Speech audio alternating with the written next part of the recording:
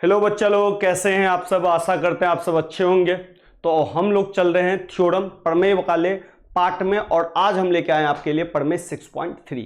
काफी इंपॉर्टेंट है क्योंकि यहां से आपका स्टार्ट हो जाता है समरूप त्रिभुज। तो समरूप त्रिभुज किसे कहते हैं पहले ये समझ जाइए, फिर हम आगे प्रमेय को समझ लेंगे। समरूप त्रिभुज देखिए बच्चा, जैसे मान लीजिए आपके पास एक त्रिभुज एबीसी है और एक त्रिभुज और ले लेते हैं डीईएफ। ठीक है बाबू।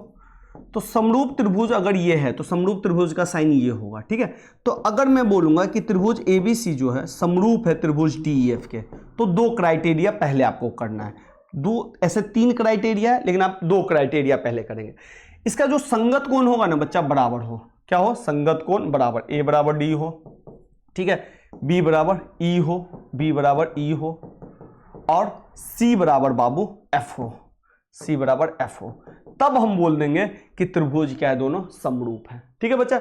जब संगत कोण बराबर होगा तो त्रिभुज समरूप होगा, और संगत कोण अगर बराबर होगा तो ये जो संगत भुजा है ना, ये भी समानुपाती होगा। यानी कि ए बी जो होगा डी समानुपाती होगा, ठीक है, बीसी जो होगा ईएफ के समानुपाती होगा, बीसी समानुपाती ईएफ, और एसी जो होगा डीएफ के समानुपाती होगा, और तीनों क्या होगा बाबू, बराबर होगा।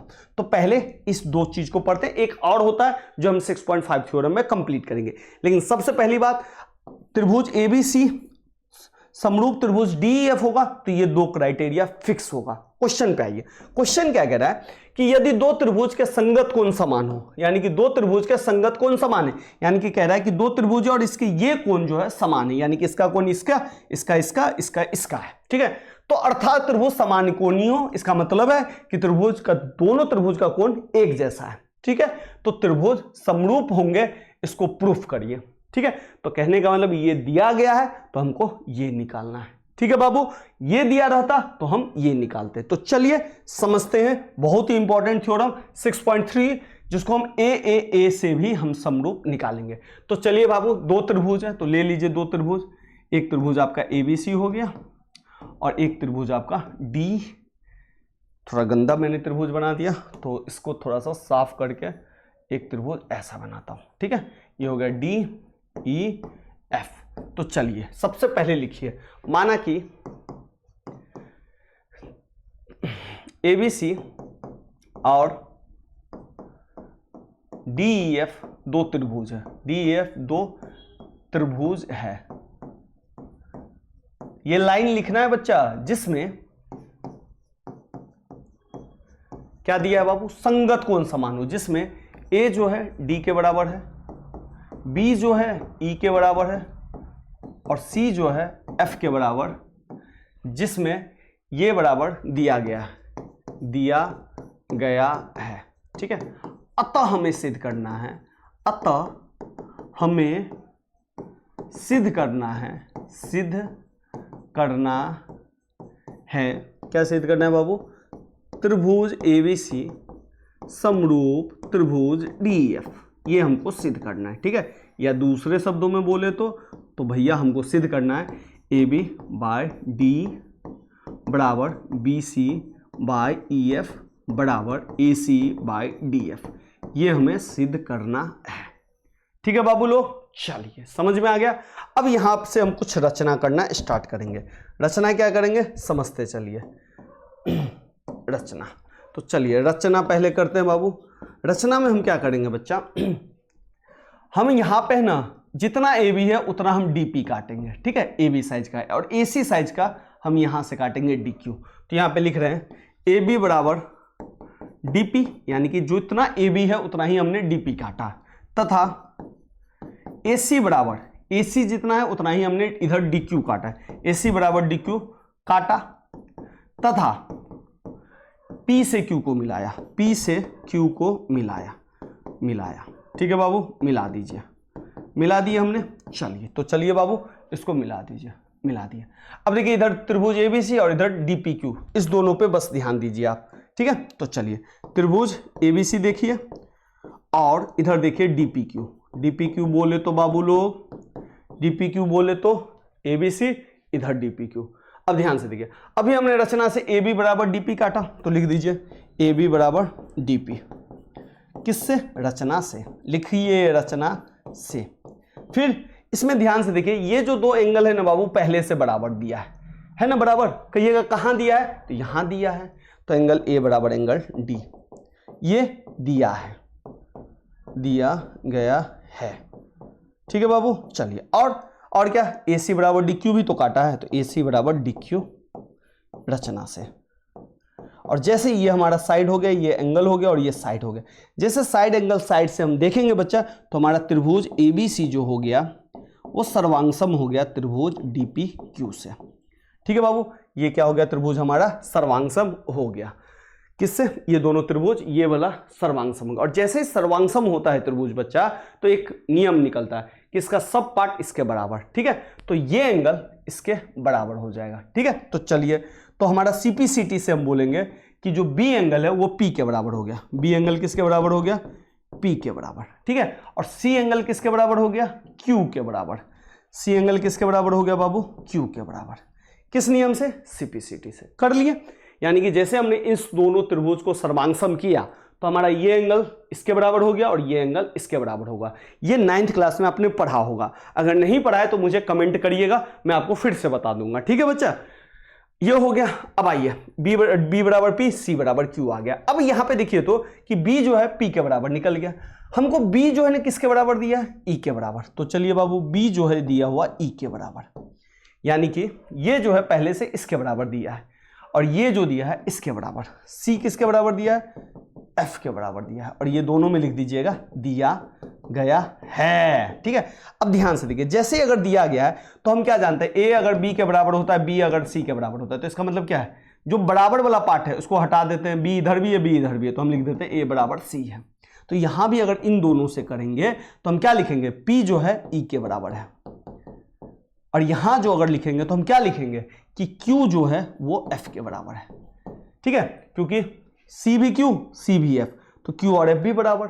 ठीक है, इधर B भी P, B भी E, यानी कि P और E बराबर। इसका मतलब क्या हुआ, इसका मतलब ये हुआ बच्चा कि काला ले लेता है, इसका मतलब P जो है E के बराबर, यानी कि ये जो एंगल है इसके बराबर ये बोल रहा है। ठीक है, और ये जो Q है ये वाला एंगल ये इसके बराबर कह रहा है। ठीक है बाबू, ये कह रहा है ये एंगल इसके बराबर, ये एंगल इसके बराबर। इसका मतलब क्या हुआ कि इसका एंगल इसके बराबर, इसका एंगल इसके बराबर का कहने का क्या अर्थ हुआ, इसका अर्थ ये हुआ कि जब भी दो समांतर लाइन जाती है ना बाबू, जब भी दो समांतर लाइन जाएगी और इसमें से कोई लाइन कटता है तो क्या होता है, ये एंगल इसके बराबर होता है। ठीक है, ये एंगल किसके बराबर होता है, इसके बराबर, और ये एंगल भी, ये एंगल इसके बराबर होता है। या गोली मारिए ना, ये एंगल इसके बराबर है। तो ध्यान से देखिए, ये एंगल इसके बराबर हो गया, इसका मतलब ये संगत कौन से, ये कब होता है, ये एंगल इसके बराबर कब होता है, जब ये दोनों लाइन समांतर होती है तब। तो ध्यान से देखिए, हो सकता है ये दोनों लाइन समांतर होगी और इसको ये लाइन काट रहा होगा, ये लाइन समांतर होगी और इसको ये लाइन काट रहा होगा। तो इसका मतलब है कि ये दोनों एंगल बराबर है, तो इसका मतलब ये दोनों लाइन क्या होगी, समांतर होगी। तो हम लिखेंगे कि भैया इसका मतलब ये हुआ कि इस दोनों का, इस दोनों चीज का कहने का मतलब ये हुआ कि P बराबर E और Q बराबर F का, कि भाई PQ और EF क्या है, समांतर। तो यहां पे से लिखना स्टार्ट करते हैं, PQ समांतर EF। ठीक है बाबू, ये हो गया। इसका मतलब क्या हुआ, PQ समांतर EF। आइए कुछ करते हैं थोड़ा सा। ये है आपका DEF, ठीक है, ये है आपका PQ, यानी कि ये दोनों समांतर हो गया। आपने थेल्स थ्योरम पढ़ा होगा, जब मैंने 6.1 थ्योरम करवाया होगा। 6.1 थ्योरम में हमने क्या करवाया था कि ABC अगर त्रिभुज है और ये लाइन D अगर इसके समांतर हम खींचते हैं, यानी कि D समांतर BC होता है, तब हम बोलते हैं, क्या बोलते हैं कि AD जो होता है DB के बराबर, ये बोलते हैं बच्चा। और क्या बोलते हैं, AE जो होता है EC के बराबर, ये होता है। इसी को तो हम थेल्स पढ़ में कहते हैं, ये दिया था तो ये निकालते थे। ठीक है, और इसी को ही नहीं बोलते, इसके अलावा भी बहुत कुछ होता है। क्या होता है, AD और पूरा AB लेंगे, यानी कि AD और पूरा AB भी ले सकते हैं, AD और पूरा AB ले सकते हैं। इसी तरह AE और पूरा AC ले सकते हैं, AE और पूरा AC ले सकते हैं।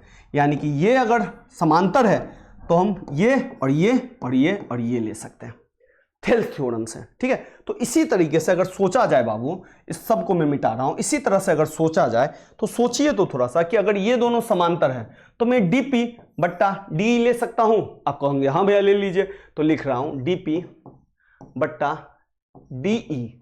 और क्या ले सकता हूं, और इधर भी ले सकता हूं DQ बट्टा DF, DQ बट्टा DF। किस नियम से लिए हैं, तो भैया थेल्स प्रमेय से लिए हैं। थेल्स प्रमेय कब लगता है, जब समांतर होता है। थेल्स प्रमेय से हो गया। क्या ये चित्र रखना है, नहीं, ये चित्र पे ही खेलना है, ठीक है, बस समझाने के लिए। अब जैसे बच्चा ये DP बराबर D, DQ बराबर DF हो गया। DP हमने किसी को लिया हुआ था, अगर आपको याद होगा तो। DP ध्यान से देखिए बच्चा, DP जो है DP AB के बराबर है और DQ AC के बराबर है। तो हम DP के जगह AB डाल देंगे और DQ के जगह AC। तो देखिए DP के जगह हम क्या डाल देंगे, AB, और DQ के जगह क्या डाल देंगे, AC बटा DF। यानी कि यहां पे लिखेंगे कि AB बराबर DP तथा AC बराबर DQ। देखिए तो बाबू AB बट्टा D, AC बट्टा DF, कुछ ऐसे ही नहीं आ रहा है, AB बट्टा D, AC बट्टा DF, ये दोनों आ गया। BC बट्टा EF बचा है ना, तो यहीं लिख देंगे। इसी तरह जिस तरह से हमने इसको किया है, इसी तरह हम लिख देंगे AB बट्टा D बराबर BC बट्टा EF बराबर AC बट्टा DF। और जैसे ही ये दोनों आ गया, ये भी आ गया समरूप संगत भुजा अनुपात में आ गया, तो हम लिख सकते हैं कि त्रिभुज ABC समरूप त्रिभुज DEF। यानी कि जब कोण बराबर हो संगत कोण, तो हमको भुजा अनुपात में लाना होगा। तो ये 6.3 खत्म हो गया। 6.4 में क्या पढ़ना है भाई, भुजा अनुपात में रहेगा तो हमको कोण बराबर पढ़ना है। ठीक है बच्चा, इंपॉर्टेंट थ्योरम में कर लीजिएगा। अगर यहां तक अगर आप लोग रुके हैं, समझे, समझ में सब चीज आया है तो अच्छी बात है, नहीं समझ में आया तो मुझे जरूर कमेंट में कहिएगा कि भैया मुझे इस पॉइंट में समझ में नहीं आया। और चैनल को ज्यादा से ज्यादा सब्सक्राइब कीजिए, क्योंकि आपके एक सब्सक्राइब से मुझे बहुत हिम्मत बढ़ता है और आपके एक शेयर से। तो जल्दी से जल्दी शेयर कर दीजिए।